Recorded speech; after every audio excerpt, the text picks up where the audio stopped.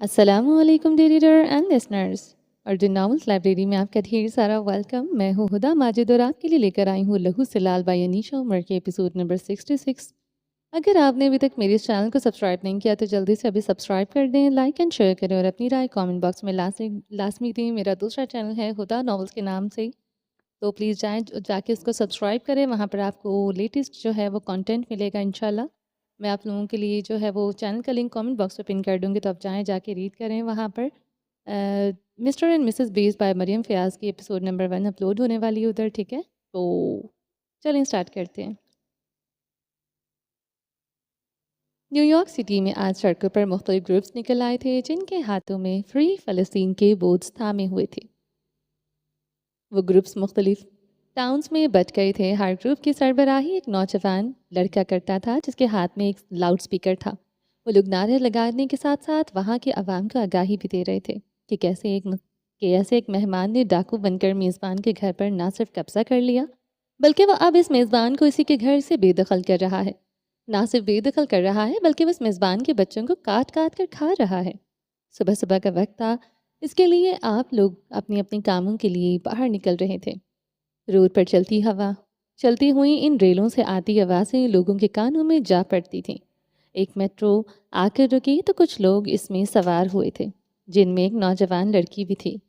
وہ jeans over T shirt پہنے بس سوار ہوتی ہوئی سامنے ایک نشست پر بیٹھی ایک بوڑھی عورت جس کے ہاتھ میں ایک اخبار تھا۔ اس نے اپنے چشموں سے اوپر سے اس لڑکی کو دیکھا۔ اخبار کی سرخیوں میں واضح لکھا ہوا تھا فری فلسطین۔ وہ غالباً کسی احتجاج کی کوریج رپورٹ تھی۔ ہاں، قدس ہمیشہ سے ہی اہل کتاب کا تھا، مسلمانوں کا اس پر کوئی حق نہیں۔ اب قدس اپنے اصل وارثوں کے پاس پہنچا ہے تو ان لوگوں نے شور مچا دیا ہے۔ وہ عورت ایک بار پھر سے اخبار دیکھتی بڑبڑائی تو اس لڑکی نے ایک نظر اس عورت پر ڈالی۔ وہ لڑکی ایک جھولتے ہوئے ہینگر کو تھامے کھڑی تھی کیونکہ بس میں رش تھا۔ نہیں، قدس کی بات الگ ہے، فلسطین کی بات الگ ہے۔ وہ لڑکی بولی تو خاتون نے اپنا چشمہ اتارا۔ قدس کی کسی کی ملکیت نہیں ہے، یہ صرف خداوند کی ملکیت ہے۔ مگر اس طرح کسی کے ملک میں پناہ لینا اور بعد میں دھوکے سے ان لوگوں سے ان کا وطن چھین لینا کہاں کا انصاف ہے؟ اس لڑکی نے سیاہ لمبے بال اس کی پشت پر بکھرے ہوئے تھے۔ عورت نے ایک کٹیلی نگاہ اس پر ڈالی۔ مسلمان لڑکیاں تو حجابی ہوتی ہیں، ایک بنا حجاب کی لڑکی کو پہلی بار دیکھ رہی ہوں تبلیغ کرتے ہوئے۔ اس خاتون نے اس لڑکی کا مذاق اڑایا۔ نہیں، میں عیسائی ہوں، وہ فخر سے مسکرا کر بولی۔ تو عورت کے ساتھ ساتھ وہاں کچھ لوگوں نے بھی مڑ کر اس کو دیکھا۔ لڑکی نے سب کی نگاہیں خود پر مرکوز پائیں تو ہڑبڑائی۔ کیا ہوا؟ کیا سچ دیکھنے، سننے، بولنے اور قبول کرنے کے لیے مسلمان ہونا لازمی ہے؟ کیا آپ لوگوں کو حقیقت نظر نہیں آتی؟ ایک سیدھا سا قبضے کا کیس ہے اور آپ لوگ اس کو مذہب کے رنگ میں رنگ رہے ہیں، اس لڑکی نے کہا۔ تو باقی تو سب نے شرمندگی سے نگاہیں پھیر لی مگر وہ خاتون ویسے ہی گردن اکڑائے بیٹھی رہی۔ یہود وہاں پہلے سے آباد تھے، غزہ ان کا علاقہ ہے۔ وہ عورت اب کی بار تڑک کر بولی، او کمان لیڈی، ایسے تو یہود سے پہلے بھی وہاں مسلمان آباد تھے، یہ بحث کچھ اور ہے اور میں کچھ اور کہہ رہی ہوں۔ کوئی بھی شخص حق نہیں رکھتا کہ وہ اپنا گزین بن کر جائے اور جس ملک نے اس کو پناہ دی ہو اسی کے بچوں کو کاٹ کر کھا جائے۔ وہ لڑکی بھی اب کی بار سخت لہجے میں بولی، تم مسلمان ہو، میں جانتی ہوں تم جھوٹ بول رہی ہو۔ وہ عورت انگلی کھڑی کر کے غصے سے چلائی تھی۔ آس پاس کھڑے لڑکے اور لڑکیاں اس لڑکی کے گرد حصار بنا گئے۔ عورت نے ان کو دیکھا تو دنگ رہ گئی۔ چلانے سے سچائی نہیں بدل جائے گی۔ وہ سب یک زبان ہو کر بولے تو عورت کا حلق خشک ہوا۔ وہ لوگ عیسائی تھے اور وہ عورت یہودی، بلکہ وہ ایک صہیونی عورت تھی، ایک شدت پسند یہودی۔ تم لوگ اندھے ہو رہے ہو، وہ ہڑبڑائی۔ نہیں، ہماری آنکھیں اب سچ دیکھنے لگی ہیں، مظلوم کا ساتھ دینے کے لیے مسلمان ہونا ضروری نہیں۔ وہ لڑکی گردن اکڑا گئی۔ ہاں، مظلوم کا ساتھ دینے کے لیے مسلمان ہونا ضروری ہے۔ کچھ نوجوان لڑکے لڑکیوں نے بھی اس لڑکی کی ہاں میں ہاں ملائی۔ وہ عورت بری طرح بوکلائی۔ اگلے اسٹیشن پر بس رکی۔ وہ اپنا بیگ سنبھالتی فوراً وہاں سے نکل گئی۔ وہ سب لڑکے لڑکیاں ہنس دیے۔ اب یقیناً ذلت صہیونیوں کا مقدر ٹھہرنا تھی۔ ایک بار پھر سے اس نافرمان معلوم قوم کے مقدر میں لعنت ملامت لکھی جانی تھی۔ فری فری فلسطین۔ گاڑی میں ایک بار پھر سے نعرے گونج اٹھے تھے۔ اب تم مرو گے گورچی، ایک اسکرین پر نگاہیں جمائے مغیث ترچھا سمجھ کر آیا۔ سامنے اسکرین پر ٹنل کا منظر واضح تھا، وہ لوگ اس کو گھیر رہے تھے، گھیرا مسلسل تنگ ہوتا جا رہا تھا۔ ابراہیم نے ضبط سے آنکھیں بند کر لی، سفیر کا دل بند ہو رہا تھا۔ بھائی، اس نے ایک بار پھر سے پکارا، مگر ابراہیم کو کوئی جواب نہ آیا۔ ابراہیم کو اب کچھ دکھائی نہیں دے رہا تھا سوائے ان چہروں کے کہ وہ لوگ مسلسل قریب آ رہے تھے۔ ابراہیم اپنے گھٹنوں پر بیٹھ گیا، اس نے شہادت سے انگلی کھڑی کی اور اللہ تعالیٰ کے معبود ہونے اور اس کے نبی کے آخری رسول ہونے کی گواہی دی۔ ایک ہاتھ ابراہیم کی جانب بڑھا، اس نے آنکھیں زور سے میچ لیں۔ وہ آج موت کو عین سامنے دیکھ پا رہا تھا۔ اپنا دھیان رکھنا، وہاں ماں نہیں ہوگی، اور میں جو تمہیں یاد کر کر کے اداس ہوتا رہا، اس کا کیا؟ ماں باپ کے الفاظ گونجنا شروع ہو گئے تو اس کو لگا کہ واقعی موت قریب ہے۔ بابا، آئی لو یو، مرجان اور یاقوت کے الفاظ کانوں میں گونجے تھے۔ دینا بابا، دینا بابا۔ دینا کا معصوم سا چہرہ آنکھوں کے سامنے لہرایا۔ صفا ابراہیم سے محبت کرتی ہے اور صفا ابراہیم کا تاحیات انتظار کرے گی۔ ایئرپورٹ پر اس کے گلے سے لگی وہ لڑکی کچھ سرگوشیاں کر رہی تھی، پوری زندگی کسی فلم کی طرح آنکھوں کے سامنے گھوم رہی تھی، اور پھر اس کے سامنے ایک اور چہرہ لہرایا اور اس چہرے پر اپنی دنیا وار دینے کو تیار رہتا تھا، مگر وہ چہرہ جھکا ہوا تھا، ندامت سے، شرمندگی سے۔ وہ چہرہ اس کی مصری شہزادی کا تھا جس نے اس کو دھوکہ دے دیا تھا۔ حسن ابراہیم نے خفیہ مشن کے بارے میں جانتا تھا، مگر مجاہدین کا سارا ڈیٹا سکور حریہ کے ذریعے ملا تھا۔ حریہ نے جو فائل گرداوی کو بھیجی تھی وہ گرداوی حسن کو سینڈ کر چکا تھا۔ منصور نے فائل چلا دی تھی، مگر تب تک وہ فائل جہاں پہنچنی تھی پہنچ چکی تھی، اور آج وہ مصر شہزادی نادم تھی۔ وہ سفید لباس میں بلبوس اس کو سر جھکائے کھڑی نظر آئی تھی۔ وہ بند آنکھوں سے ان تمام مناظر کو دیکھ اور محسوس کر سکتا تھا جو کھلی آنکھوں سے ممکن نہ تھے۔ ایک ہاتھ اس تک بڑھا، اس کو کندھے سے پکڑ کر کھڑا کرنے لگا۔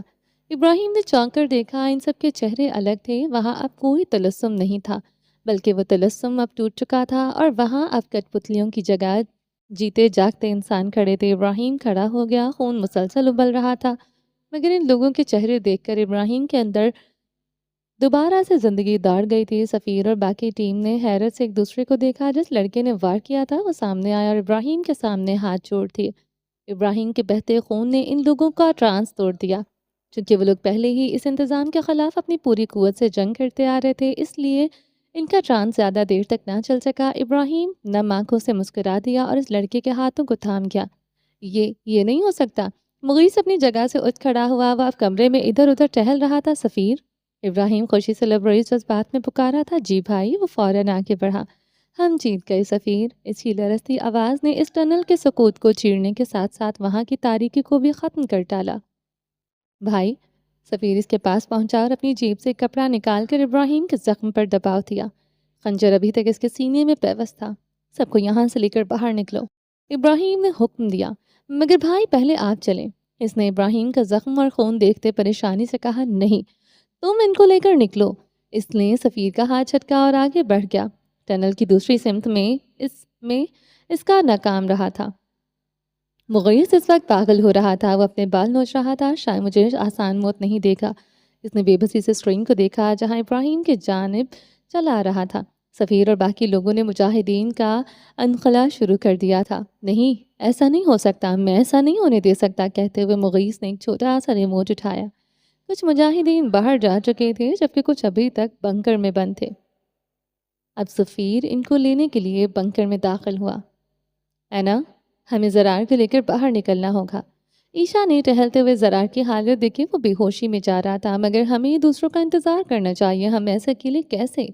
اینا نے بے بسی سے لمبے چوڑے زرار کو دیکھا۔ اس کو اٹھانا ان دونوں کے بس کی بات نہ تھی۔ جو بھی ہے، ہمیں یہاں سے نکلنا ہوگا، ہم ان لوگوں کا انتظار نہیں کر سکتے، مگر مجھے لگتا ہے ہمیں باس کا انتظار کرنا چاہیے۔ ابراہیم آگے بڑھتا جا رہا تھا۔ ٹنل کی دوسری جانب راستہ ایک بہت بڑے تالاب میں گم ہو جاتا تھا۔ ابراہیم نے اچھمبے سے دیکھا، وہ اس تالاب کے سامنے کھڑا تھا، وہ پانی بہہ رہا تھا، مگر جا کہاں رہا تھا کوئی علم نہ تھا۔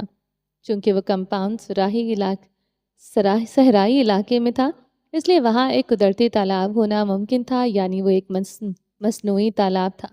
اگر ایسا تھا تو یقیناً اس تالاب کے نیچے کچھ تھا، کوئی سرنگ، کوئی راستہ۔ سفیر بنکر میں داخل ہوا تو کچھ لاغر سے مجاہدین کو اٹھنے میں مدد کرنے لگا۔ وہ دو لوگوں کو سہارا دے کر کمرے کے دروازے تک لایا کہ ایک دروازہ دھماکے کی آواز آئی تھی۔ اینا اپنے کانوں پر ہاتھ رکھے چیخی تھی۔ دھماکے کی آواز سے زرار نے بھی آنکھیں کھول دی تھی۔ اینا چلو نکلو یہاں سے۔ وہ عمارت اب لرز رہی تھی جیسے وہاں بھونچال آ گیا ہو۔ اس نے سینٹر پوائنٹ اڑا دیا ہے۔ زرار کہتے ہوئے اٹھ کر بیٹھ گیا۔ اس کو ہمت کرنا تھی۔ چلو باہر چلو۔ عیشا نے آگے بڑھ کر زرار کو سہارا دیا۔ اینا تو ویسے ہی لرز رہی تھی۔ ان دونوں نے جیسے تیسے کر کے زرار کو سہارا دیا۔ وہ لوگ کمرے سے نکلیں کہ عمارت زمین میں دھسنا شروع ہو چکی تھی۔ دیواروں سے مٹی گر رہی تھی۔ سیلنگ اکھڑ کر نیچے گرنے لگی تھی۔ اینا کی آنکھوں سے آنسو جاری ہو چکے تھے۔ اس کے قدم جامد ہو رہے تھے۔ عیشا نے بے بسی سے اس کی جانب دیکھا۔ اینا پلیز، عیشا چلائی تو وہ ہوش میں آئی۔ وہ دونوں زرار کو لے کر باہر نکل آئیں، مگر جیسے ہی وہ لوگ باہر نکلے تو عمارت زمین بوس ہو گئی۔ عیشا نے پلٹ کر وہاں دیکھا، کچھ مجاہدین تھے۔ اس کی نگاہیں جس کو ڈھونڈ رہی تھی وہ وہاں نہیں تھا۔ عیشا کا دل بند ہوا۔ وہ اس تپتے صحرا میں کھڑی تھی۔ مجاہدین آگے بڑھے اور انہوں نے زرار کو تھام لیا۔ سفیر؟ عیشا کے قدم لڑکھڑائے۔ اس نے اپنے لرزتے ہاتھ اپنے چہرے پر رکھے۔ نہیں، تم ایسا نہیں کر سکتے۔ اس نے کھچکی لی۔ بابا، اینا بچوں کی طرح اس ملبے کو دیکھ کر تڑپی تھی۔ وہاں اس عمارت کا نقشہ ہی مٹ چکا تھا، ایسے جیسے وہاں کچھ تو تھا ہی نہیں۔ وہ تعمیر ہی اس طرح کی گئی تھی، ایک دھماکہ اور ساری عمارت زمین بوس ہو، بلکہ غرق ہو جانی تھی، اور وہ غرق ہو چکی تھی۔ وہ سیل عام جیل کی طرح نہیں تھا، بلکہ وہ VIP سیل تھا، جس میں ضرورت کا سارا سامان موجود تھا، اور اس وقت وہ اپنے بیڈ پر چت لیٹا ہوا تھا۔ کمرے میں AC کی خنکی تھی۔ وہ نہ جانے کن سوچوں میں گم جب کمرے کا دروازہ کھلا تھا۔ وہ چت لیٹا رہا۔ ایک آفیسر اندر داخل ہوا جو کہ 3 پیس میں ملبوس تھا۔ حسن اس کو دیکھ کر ترچھا سا مسکرایا اور آ کر وہاں موجود ایک صوفے پر بیٹھ گیا۔ حسن بھی سیدھا ہو کر بیٹھا۔ ملاقات کا وقت تو ختم ہو گیا نا؟ اس نے وال کلاک پر نگاہ ڈالی۔ آفیسر ہلکا سا مسکرایا۔ بتاؤ کیا معاشرہ ہے؟ وہ آفیسر اب ذرا آگے کو ہو کر جھکا اور حسن کی جانب مکمل متوجہ ہوا۔ نہیں، تمہیں کیا لگتا ہے؟ حسن نے دونوں ہاتھوں کا تکیہ بنایا اور بیک گراؤنڈ سے ہی ٹیک لگائی۔ ٹانگ پر ٹانگ جمائے وہ محفوظ سا تھا۔ تمہارا گورسی کے ساتھ جو بھی مسئلہ ہے اس کو حل کرو۔ ہم اس طرح کے حالات افورڈ نہیں کر سکتے۔ تم کرداوی خاندان سے ہو، تمہارا یہ امیج ہمارے ادارے پر ہی ایک دھبا ہے۔ وہ آفیسر صاف گوئی سے بولا۔ دھبا تو ہے، وہ مسکراہٹ دبائے آفیسر تو تب چڑھا گیا تھا۔ دیکھو، جوزف نے جو ثبوت دیے ہیں ان میں سے کچھ خاص نہیں ہے۔ آفیسر سنجیدہ تھا۔ جانتا ہوں۔ وہ ہنوز فاتحانہ مسکراہٹ قائم کیے ہوئے تھا۔ اتنا اعتماد آتا کہاں سے ہے تم میں؟ آفیسر کا دل کیا وہ اپنا سر پیٹ لے۔ جتنی سانسیں تم لے چکے ہو، جتنی تمہاری سانسیں بچی ہیں نا، اس سے زیادہ اعتماد میری ایک بات میں ہوتا ہے۔ وہ گردن ترچھی کرتا آفیسر کو اپنا سر پیٹنے پر مجبور کر رہا تھا۔ وہ کسی عام جیل میں نہیں تھا، اور نہ ہی وہ کوئی عام پولیس تھا۔ وہ ایجنسی کے لوگ تھے جو باتوں سے مسائل حل کرنا چاہتے تھے۔ مجرم سے پہلے ان کو اپنا گریبان صاف دکھانا ہوتا ہے۔ اگر ایک ملک میں ایک مافیا یوں دندناتا پھرتا ہوا پکڑا جائے تو اس مجرم سے پہلے وہ ایجنسی جواب دہ ہوتی ہے۔ اس لیے ان کو مجرم کو پکڑنے یا سزا دینے سے پہلے اپنے لیے کوئی صفائی ڈھونڈنی ہوتی ہے، اور اگر وہ ایسی کوئی جسٹیفیکیشن ڈھونڈ نہ سکیں تو پھر وہ ڈیل کر لیا کرتے ہیں۔ اس وقت بھی آفیسر اسی مقصد کے لیے آیا تھا، اور حسن اس بات سے بخوبی واقف تھا۔ چلو ڈیل کرتے ہیں، آفیسر نے رازدارانہ انداز میں کہا۔ نہیں، تم انویسٹیگیشن کرو۔ وہ مسکراہٹ دبائے مسلسل ان لوگوں کے حلق کا نوالا بنا ہوا تھا جو نہ وہ لوگ نگل سکتے تھے اور نہ ہی اگل۔ تم اس دن ہوٹل میں کیا کرنے گئے تھے؟ آفیسر مدعے پر آیا، کیونکہ ان کے پاس ایک واحد وہی ثبوت تھا کہ وہ وہاں گیا اور اس عمارت میں موجود لوگوں کو سرعام قتل کر کے آیا تھا۔ تمہیں کیا لگتا ہے کیوں گیا تھا؟ یقیناً جوزف کے ساتھ کوئی معاملہ ہوگا۔ پیسوں کا یا کاروبار کا؟ آفیسر نے کندھے اچکا دیے۔ نہیں، نہیں، زن کا معاملہ ہے۔ وہ سر تاثرات لیے بولا تو آفیسر چونکا۔ کیا مطلب یہ آفیسر کہتے ہی اس نے اپنے سر کے پشت سے ہاتھ ہٹائے اور سیدھا ہو کر بیٹھا۔ اب وہ آفیسر کی آنکھوں میں دیکھ رہا تھا اس کی دماغی مریض نے میری ہونے والی بیوی کو کڈنیپ کر لیا، اس کو بچانے گیا تھا میں، سمپل۔ اور جو لوگ اس میں مارے گئے وہ سب میرا سیلف ڈیفense تھا۔ اس کے بعد اس اس نے اس بات کو ایک ایسا رنگ دے دیا کہ آفیسر بھی سوچ میں پڑ گیا، مگر ہم نے دیکھا کہ وہ لڑکی خود اپنی مرضی سے وہاں گئی تھی۔ تمہیں کیا لگتا ہے اگر کسی لڑکی کو بلیک میل کیا جائے تو وہ کیا کرے گی؟ بلیک میل؟ اب وہ کہانی بنا رہا تھا۔ ہاں، وہ لڑکی میری اسسٹنٹ بھی رہ چکی ہے اور جوزف نے اس کو بلیک میل کیا کہ اگر وہ اس رات اس کے پاس نہ آئی تو وہ اس کے باپ کو مار ڈالے گا۔ حسن نے تعصب سے کہا۔ آفیسر بھی سوچ میں پڑ گیا تھا۔ کہا ہے اس کا باپ اب نہیں معلوم، میں بس لڑکی کو بازیاب کروا پایا، باپ ابھی بھی غائب ہے، چاہے تو لڑکی سے گواہی لے لو۔ اس نے کندھے اچکا دیے۔ کیا واقعی ایسی بات تھی؟ ہاں، کیا تم نے دیکھا نہیں کہ جوزف کو جب معلوم ہوا کہ وہ ناکام ہو چکا ہے تو اس نے خودکشی کر لی؟ وہ ایک ذہنی مریض تھا بس، چاہے تو اس کے دماغی ٹیسٹ کروا لو، بٹ اوپس، وہ تو مر گیا اور گولی بھی دماغ میں ہی لگی۔ حسن نے معصومیت کی حدیں توڑ دیں۔ ٹھیک ہے، اس کیس کو میں خود دیکھ لوں گا، پر اگر اس لڑکی نے کچھ اور کہانی سنائی تو تمہارے لیے مشکل ہو جائے گی۔ وہ کہتا اٹھ کھڑا ہوا۔ بیوی ہے وہ میری، اس کی عزت کی خاطر ایک جوزف کیا تمہارے پورے ادارے کو آگ لگا سکتا ہوں۔ وہ نارمل سے انداز میں آفیسر کا حلق خوش کر گیا تھا، مگر ایک بات آفیسر جاتے جاتے پلٹا۔ حسن کے پرسکون تاثرات میں فرق نہ آیا تھا۔ یہ معاملہ اب ختم ہو جانے کے بعد تم مصر سے چلے جاؤ گے ہمیشہ ہمیشہ کے لیے۔ حسن محفوظ سائز کی جانب دیکھتا رہا، پھر اس نے گردن پیچھے کی جانب گرائی۔ اف اف آفیسر، کیوں ایک معصوم مصری کو اس کے ملک سے نکالنے پر تلے ہوئے ہو تم لوگ؟ آخر میرا جرم کیا ہے؟ آفیسر کا دماغ گھوم گیا معصوم لفظ پر، کیونکہ وہ لوگ اس کے کرتوتوں سے واقف تھے، مگر آج تک کوئی ٹھوس ثبوت نہ ڈھونڈ پائے تھے۔ ٹھیک ہے، ہم لڑکی سے بات کریں گے، پر اگر آفیسر نے انگلی کھڑی کی، اگر اس نے تمہیں قصوروار ٹھہرایا تو تم اس بار نہیں بچ سکو گے۔ وہ ایک آخری وارننگ دیتا ہوا وہاں سے نکل گیا۔ حسن نے دروازے کی جانب دیکھا اور پھر اپنا سر تکیے پہ گرا دیا۔ وہ اب سنجیدہ تھا۔ کچھ دیر پہلے کہ محفوظ کن تاثرات کہیں تحلیل ہو چکے تھے۔ حسن، تم لوگوں کے گلے کا پھندا ہے، تم لوگ اس پھندے سے جان نہیں چھڑا پاؤ گے۔ میں وہ نوالا ہوں جس کو نہ تم نگل سکتے ہو اور نہ اگل۔ چہرے کے تاثرات ایک بار پھر سے پراسرار تھے۔ میری جتنے منٹ اور گھنٹے تم لوگ ضائع کر رہے ہو، سود سمیت واپس لوں گا۔ اس نے آنکھیں چھت پر جمائیں، مگر پھر اچانک اس کی سیاہ تاریک آنکھیں ساکت ہو گئی، وہ وہیں مجمد ہو گیا۔ اس نے اپنی آنکھوں کو ذرا سی جنبش دی۔ اس کے پیروں کے پاس ایک سیاہ زہریلا سانپ تھا۔ واہ، تو اب زہر کو ختم کرنے کے لیے زہر کا استعمال کرو گے؟ کتنے احمق لوگ ہیں۔ وہ سانپ اب اس کی دائیں ٹانگ سے لپٹ رہا تھا جس نے بائیں ٹانگ پر جمائی ہوئی تھی۔ دوپہر ہو رہی تھی۔ اسکول میں معمول کے مطابق کلاسز ہوتی رہی تھی۔ بریک ہوئی تو میرال اٹھ کر آیت کی ڈیسک کے پاس آئی۔ آیت سر جھکائے اپنا ہوم ورک کر رہی تھی۔ وہ اپنا زیادہ تر ہوم ورک اسکول میں ہی نپٹا لیا کرتی تھی کیونکہ گھر جا کر اس کو میرال کا کام کرنا پڑتا تھا۔ Good job. اس نے آیت کے کندھے پر ہاتھ رکھا۔ آیت انو سر جھکائے بیٹھی رہی۔ کیا ہوا، اداس ہو؟ تمہارا وہ مصری دوست ناراض ہو گیا؟ اس نے اب کی بار آیت کو باقاعدہ چھیڑا تھا۔ وہ میرا دوست نہیں ہے۔ آیت نے اپنی نوٹ بک پر نگاہ جمائے ہی جواب دیا۔ اچھا، چلو یہ تو اچھی بات ہے، اگلی بار مزید آسانی ہو جائے گی۔ میرال، آیت نے سر اوپر اٹھایا، نیکسٹ ٹائم تم ایسا کچھ نہیں کرنے والی، وہ فیصلہ کن لہجے میں کہتی اپنی نوٹ بک سمیٹنے لگی۔ یہ تو وقت ہی بتائے گا۔ خیر، میں جا رہی ہوں، مزید ڈسٹرب نہیں کروں گی۔ چاہو تو یہاں بیٹھ کر اپنا ہوم ورک کر سکتی ہو، ویسے بھی ہم لوگ شام کو ماموں خلیل کی طرف جا رہے ہیں۔ آیت کی نوٹ بک سمیٹے ہاتھ رکے تھے، چہرے کی رنگت اچانک سے زرد پڑی تھی۔ اس نے سر اٹھا کر آیت کو دیکھا۔ کیوں جانا ہے؟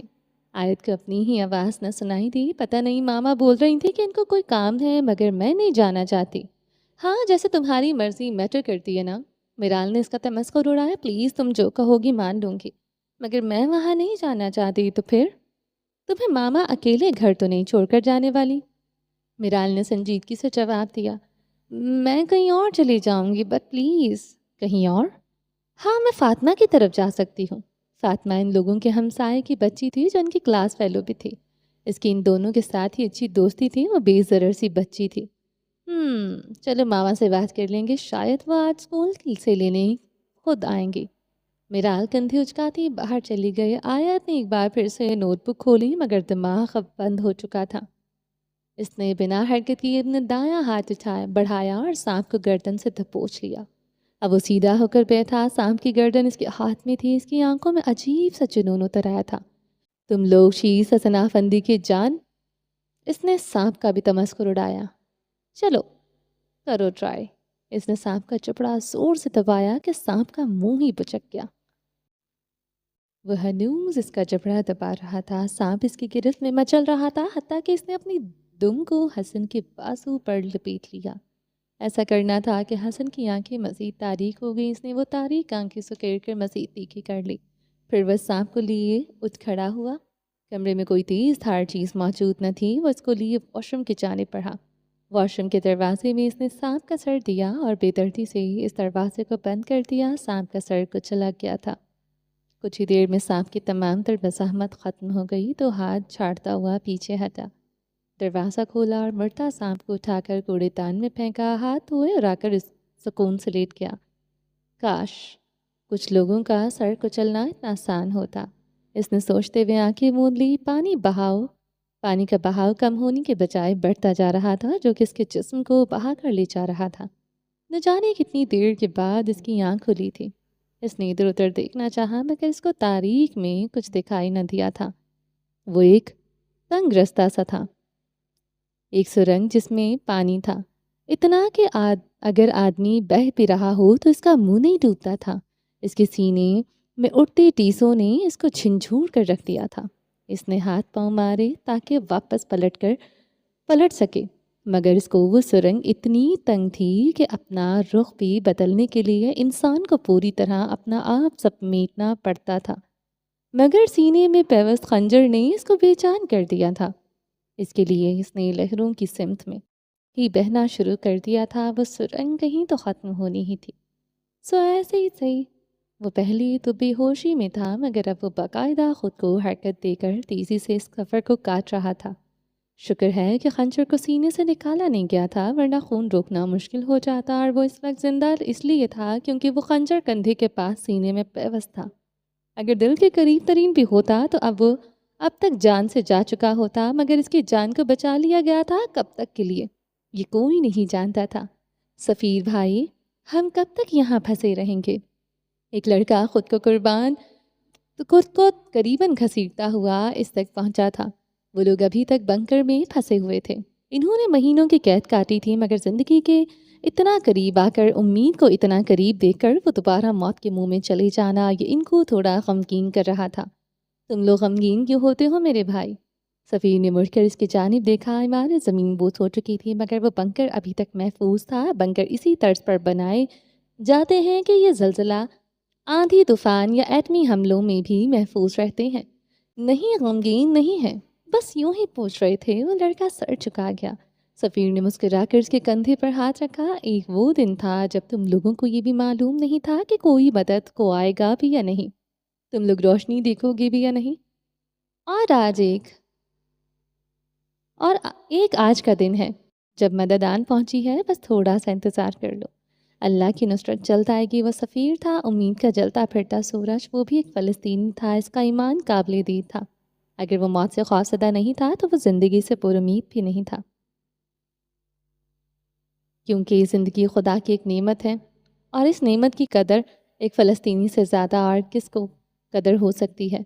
सफ़ीर फर्श पर ही बैठा था और उठा और एक कैबिनेट खोली। इसमें कुछ खुराक की पैकेट्स रखे हुए थे जो इमरजेंसी की सूरत में इस्तेमाल किए गए थे। इसने एक पैकेट खोला तो इसमें से कुछ एनर्जी बिस्किट्स थे। वैसे भी हसन ने वो बंकर अपने और आदमियों के लिए बनवाया था, इसलिए वहाँ किसी चीज़ में जहर होने का जवाज़ ही नहीं बनता था। सफ़ीर ने सबको खाने के लिए वो बिस्किट्स दिए ताकि वो लोग मदद आने तक जिंदा सलामत रह सकें। क्या तुम नहीं खाओगे? एक लड़के ने पूछा तो सफ़ीर मुस्कुरा दिया, मैं रोज़े से हूँ।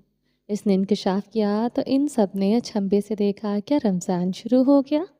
इनमें से एक बोला तो सफ़ीर आर्जदगी से मुस्कुराया, हाँ, रमज़ान शुरू हो चुका है, हमारे सब्र का इम्तिहान। तो फिर हम क्यों खाएं? एक लड़के ने बिस्किट मुंह में डालते डालते हाथ रोक लिया। وہ اس لیے کیونکہ تم لوگ بیمار، قیدی اور کمزور ہو، اس لیے تم لوگ جب صحت مند ہو جاؤ تو جا کر گنتی پوری کر لینا۔ میں تندرست ہوں، اس لیے مجھ پر یہ فرض ہے۔ سفیر کی بات پر وہ لوگ کچھ حد تک متفق ہو چکے تھے۔ وہ لوگ اب بس انتظار میں تھے۔ ان کو نہیں معلوم تھا ان کے اوپر جو عمار ہے وہ ملبے کا ڈھیر بن چکی ہے، بلکہ یہ غرق ہو چکی ہے۔ آنٹی، صفا سیڑھیاں اترتے ہوئے منال کو پکار رہی تھی۔ وہ کچن میں مصروف تھی۔ ہاں، انہوں نے وہیں سے آواز لگائی۔ میں یاقوت اور مرجان کو اسکول سے لینے جا رہی ہوں۔ وہ اپنا اسکارف درست کرتی ہوئی بولی، کندھے پر بیگ جھول رہا تھا۔ زلیخا، ذرا یہ سبزیاں دیکھ لینا، شام کے لیے آسانی رہے گی۔ وہ زلیخا کو کام سنبھالتی باہر نکلیں۔ صفا لاؤنج میں کھڑی تھی۔ مگر روز تو ڈرائیور جاتا ہے۔ ہاں، مگر آج دل کیا خود چلی جاؤں۔ اچھا، چلو خیر سے جانا۔ وہ مسکراتی، دینا کمرے میں زہرا کے پاس ہے، ایک بار چکر لگا لیجیے گا۔ ہاں، میں بس کام نپٹا کر وہیں جا رہی ہوں۔ مجھے اندازہ نہیں تھا کہ وہ اتنی ہلکان ہو جائے گی۔ منال نے افسوس سے سیڑھیوں کی جانب دیکھا۔ ہاں، وہ بہت روتی ہے، رات کو بھی اور صبح سے بھی بجھی سی گئی تھی، کچھ کھا پی بھی نہیں رہی ہے۔ صفا بھی اداس سی ہوئی۔ ابراہیم سے کوئی رابطہ ہوا؟ منال کے پوچھنے پر صفا نے سر جھکائے نفی میں سر ہلا دیا۔ دل اس کا بھی بجھ چکا تھا، عجیب بے چینی سی تھی، اس لیے وہ اپنا دھیان بٹاتے یوں ہی مرجان اور یاقوت کو لینے چلی گئی تھی۔ اچھا، تم اداس مت ہو، ویسا ہی ہے، جب یہاں سے جاتا ہے تو پتہ نہیں کون کون سے کام نمٹانے لگ جاتا ہے، کئی کئی دن رابطہ نہیں کر پاتا۔ تم بچوں کو لے کر آؤ، دل بہل جائے گا۔ انہوں نے اس کا دل بہلاتے ہوئے کہا تو صفا آرزدگی سے مسکرا دی اور باہر نکل گئی۔ منال پیچھے اداس سی ہو گئی۔ اب تو ان کا بھی دل گھبرانے لگا تھا۔ ابراہیم بے شک مصروف ہوتا تھا، مگر ایسے نہیں کرتا تھا۔ وہ ایک بار کال ضرور کر لیا کرتا تھا، مگر اس بار تو وہ غائب ہی ہو گیا تھا۔ ان کے دل میں عجیب وسوسے سر اٹھانے لگے تھے۔ اسکول گیٹ کے سامنے گاڑی آ کر رکی تو چھٹی میں ابھی 10 منٹ تھے۔ صفا وہیں بیٹھی بیٹھی انتظار کرنے لگی۔ 10 منٹ گزارنا اس کو عذاب دکھائی دے رہا تھا۔ اسکول پرنسپل سے دوستی ہوتی تو اس کے پاس ہی جا کر بیٹھ جاتی، مگر اس کے ساتھ ابھی اس نے کل ہی پھڈا کیا تھا، پہلے مرجان کی وجہ سے اور پھر آیت کی وجہ سے۔ اس نے مسز قیوم کو سختی سے منع کیا تھا کہ خبردار جو اس بچی کے گھر کسی کو کچھ کہا، ورنہ ان کو جن نتائج کا سامنا کرنا پڑے گا اس کے ذمہ دار وہ خود ہوں گے۔ مسز قیوم سر پیٹ کر رہ گئی تھیں۔ وہ ملزم کے ساتھ ساتھ مدعی کا بھی مقدمہ لڑ کر جا چکی تھی اور مسز قیوم کے پاس اپنا سر پیٹنے کے علاوہ اور کوئی راستہ نہیں بچا تھا۔ وہ ابراہیم کے کرخت رویے سے تھوڑا واقف تھی، مگر صفا تو اس سے بھی 4 ہاتھ آگے نکلے گی، یہ وہ سوچ بھی نہیں سکتی تھی۔ جیسے تیسے کر کے 10 منٹ گزرے، اسکول کی چھٹی کی بیل ہوئی، سب بچے اپنے بیگ اٹھائے اپنے کلاس روم سے نکلے۔ یاقوت بیگ کندھے پر ڈالے نکلا تو سامنے کوریڈور میں آیت کھڑی نظر آئی۔ وہ چلتا ہوا اس کے پاس آیا۔ کیا ہوا؟ کسی کا انتظار کر رہی تھی؟ وہ شرمندہ سا تھا۔ آیت نے سر اٹھا کر یاقوت کو دیکھا، اس کا مصری دوست۔ اس نے مہم سی مسکراہٹ سجائی جو وہ ہمیشہ اپنے چہرے پر سجائے رکھتی تھی۔ گھنگرالے بال پونی ٹیل سے نکل کر کانوں کے پاس بکھر سے ہوئے تھے۔ نیلی آنکھیں ایک دم سے ٹمٹمائی تھی۔ ہاں، میں فاطمہ کا انتظار کر رہی ہوں۔ کیوں؟ میرال کہاں ہے؟ یاقوت نے ادھر ادھر دیکھا۔ کوریڈور میں رش تھا، وہ میرال کے ساتھ نہیں جا رہی تھی۔ میں آج فاطمہ کے ساتھ جاؤں گی اس کے گھر۔ کیوں؟ تم آج اپنے گھر نہیں جا رہی؟ آیت نے نفی میں سر ہلایا۔ مگر کیوں؟ کیونکہ آیت اور تائی جان نے کہیں جانا ہے اور مجھے ان کے ساتھ نہیں جانا، اس لیے میں فاطمہ کے گھر رہوں گی جب تک وہ نہیں آ جاتے۔ تم نے تائی جان سے پوچھ لیا؟ نہ جانے کیوں یاقوت کو کچھ گڑبڑ سی لگی تھی۔ مگر میرال نے کہا کہ وہ ان کو بتا دے گی۔ آیت پرسکون سی تھی۔ کچھ ہی دیر میں فاطمہ اس کی جانب آتی دکھائی تھی۔ چلیں فاطمہ؟ آیت اس کی جانب بڑھی۔ کہاں؟ فاطمہ ان دونوں کو دیکھ کر ٹھٹکی۔ آج میں تمہارے گھر رکوں گی نا؟ مگر تم نے بتایا نہیں۔ فاطمہ نے اچنبھے سے دیکھا تھا۔ وہ آج ہی پلان بنا ہے۔ آیت پرسکون سی تھی۔ فاطمہ اس کو کبھی انکار نہیں کرے گی۔ مگر تم نے مجھے تو پوچھا ہی نہیں۔ آج ہم لوگ چاچو کے گھر لنچ پر جا رہے ہیں آیت، فاطمہ نے بتایا تو آیت کا چہرہ بجھ گیا۔ یاقوت نے بھی ٹھٹک کر آیت کو دیکھا۔ مگر اب تو میرال بھی چاچو کی ہوگی۔ وہ فوراً گیٹ کی جانب بڑھ کے آیت رکو، یاقوت بھی اس کے پیچھے لپکا۔ مرجان کوریڈور میں آیا تو وہاں یاقوت نہیں تھا۔ اس نے ادھر ادھر دیکھا، اس کو ڈھونڈنے اسکول کے بیک سائڈ پر چلا گیا۔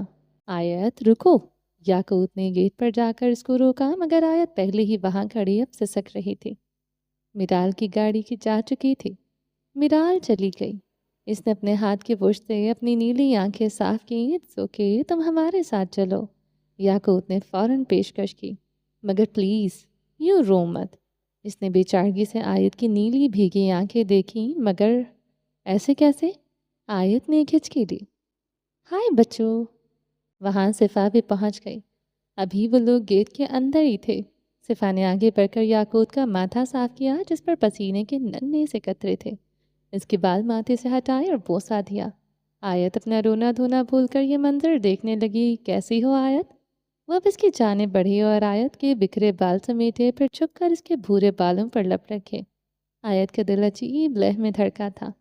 کتنے عرصے بعد اس کو یہ لمس محسوس ہوا تھا۔ اس دن بھی صفا کے لمس پر وہ یوں ہی ہواؤں میں اڑنے لگی تھی، اور آج بھی ایک پل کے لیے اس کو یہ تک بھول گیا تھا کہ وہ کہاں کھڑی ہے۔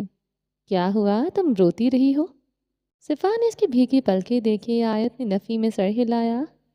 جی آنٹی، یہ رو رہی تھی، میں آپ کو ساری بات بتاتا ہوں، یاقوت نے کہا تو صفا اس کی جانب متوجہ ہوئی۔ آپ نے میرے بھائی کو دیکھا ہے کہیں؟ وہ بیک سائڈ پر ایک کوآرڈینیٹر کے پاس کھڑا تھا۔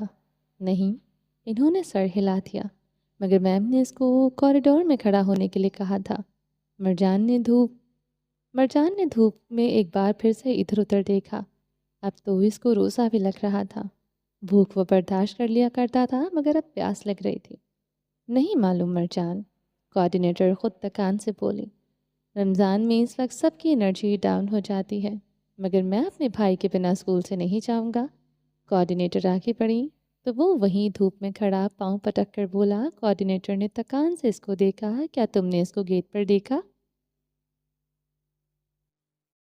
چلیں جی، باقی کا نیکسٹ ایپیسوڈ میں کنٹینیو کریں گے۔ امید ہے آپ کو یہ ایپیسوڈ پسند آئی ہوگی۔ چینل کو سبسکرائب نہیں کیا تو جلدی سے ابھی سبسکرائب کر دیں، لائک اینڈ شیئر کریں، اور اپنی رائے کامنٹ باکس میں لازمی دیں۔